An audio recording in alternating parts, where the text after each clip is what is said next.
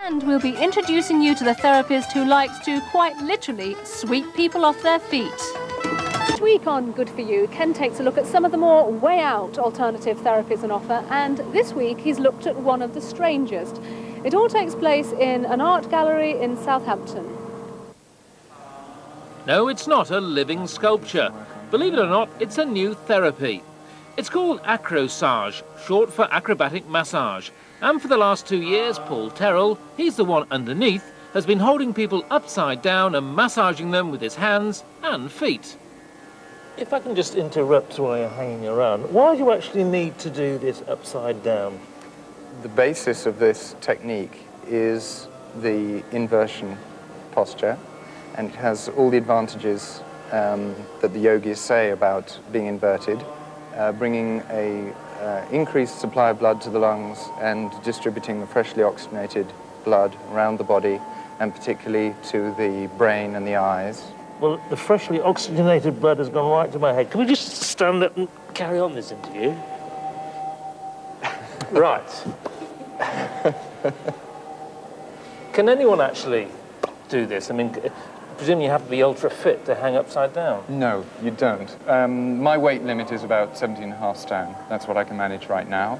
And it's not as extreme as it looks. Where did it come from? Where did it originate from? Okay, it's developed by an American acrobat called Benji I knew Morantz. it had to come from America, yeah. And he developed it in the late 80s and made it public in 1990. So it's a very new technique. It's been around 4 years. Now, obviously, people are going to think it's a bit wacky. You must get used to that. Yeah, it's part of the attraction. People are attracted to it. And then when they've watched it for a while, they can see the benefits, partly from the position itself and partly from the reaction that people have when they come down. All right, well, let's go and test it out on an unsuspecting member of the public, see what they think about it, okay?